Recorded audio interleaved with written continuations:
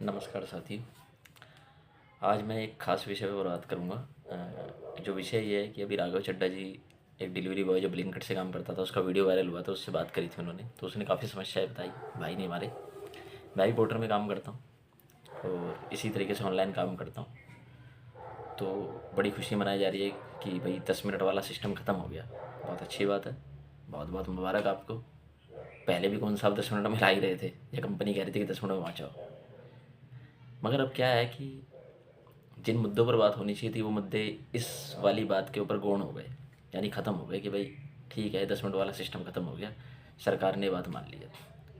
बात तो इस पर भी होनी चाहिए थी कि भाई जो डिलीवरी बॉय है उसका इंश्योरेंस कितना होता है, 1 लाख का, 2 लाख का, 5 लाख का, 10 लाख का। एक्सीडेंटल इंश्योरेंस होता है कि नहीं होता है, लाइफ इंश्योरेंस होता है कि नहीं होता है। कल को मान लीजिए उसकी चोट लग जाती है, वो बीमार हो जाता है या मर जाता है, तो उसके परिवार के लिए क्या हेल्प होती है। और जितने दिन वो बीमार रहता है उतने दिन उसका घर कैसे चलता है, इस पर भी बात होनी चाहिए।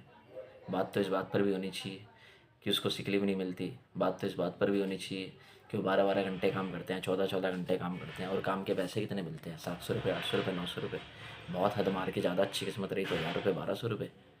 और उसके अंदर भी पेट्रोल भी लगता है, गाड़ी की मेंटेनेंस भी है, खुद का भी खाना पीना होता है। इंसान को कुछ भी हो सकता है, शौक हो सकता है। मान लीजिए कोई कोई बाहर चाय पीना पसंद करता हो, या हो सकता है कि उसको भूख लग गई हो, बहुत देर से वो काम कर रहा हो, तो उसको भूख लग गई तो वो कुछ खाना चाहे। तो फिर जब वो कम पैसे कमाएगा तो फिर कम चीज़ें खाएगा। कम चीज़ से मेरा मतलब ये है कि मान लीजिए वो समोसा खाएगा, अनहेल्दी चीज़ें खाएगा। इट मीन्स ऐसा तो है नहीं कि फ्रूट फ्रूट लेकर खा लेगा 50 रुपये का या 100 रुपये का, 200 रुपये का। तो फिर इसका जिम्मेदार कौन है?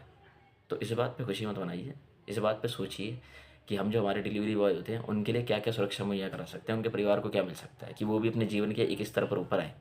वो अपने बच्चों को डॉक्टर इंजीनियर नहीं बना सकते साहब, उनमें इतना दम ही नहीं है कि वो अपने बच्चों को डॉक्टर बना दे, इंजीनियर बना दे, अच्छी शिक्षा पहुंचा दे। ये 12वीं तक जो फ्री शिक्षा मिलती है ना डब्ल्यू के थ्रू, वो अपने बच्चों को 12वीं तक ही पढ़ा पाते हैं। वो तो ग्रेजुएशन भी रेगुलर नहीं पढ़ा पाते, कॉरस्पॉन्डेंस से पढ़ते हैं। कई मैं ऐसे बच्चों को देखता हूँ जो बेचारे कॉरस्पॉन्डेंस से पढ़ते हैं और ये काम भी करते हैं। तो उनकी शिक्षा का क्या ही महत्व है, ये हम भी अच्छे से जानते हैं। जब अच्छे खासे पढ़े लिखे लोगों के लिए रोज़गार नहीं है, तो जो कॉरस्पॉन्डेंस से पढ़ रहे हैं, ओपन से पढ़ रहे हैं, वो तो बेचारे क्या स्ट्रगल कर रहे होंगे, ये अच्छे से सबको पता है। तो इसलिए अगर काम करना है तो इस स्तर पर करो कि कम से कम उनका जीवन स्तर सुधर जाए। अगर करना है तो दिखावे के काम मत करो कि एक काम करवा दिया और उस पर ताली पीट ली और अपनी पीठ थपथपा ली। तो हाथ जोड़ के विनती है कि ऐसे काम मत करो जिनसे सिर्फ आपके मन को तसल्ली हो कि देखो मैंने कुछ तो किया था। कुछ ऐसे काम करो जिससे इम्पैक्ट पैदा हो, समाज में बदलाव आए। और वो इस 10 मिनट से नहीं आएगा साहब, थोड़े ज़्यादा काम करने से आएगा, जो जो बातें मैंने कही है। धन्यवाद।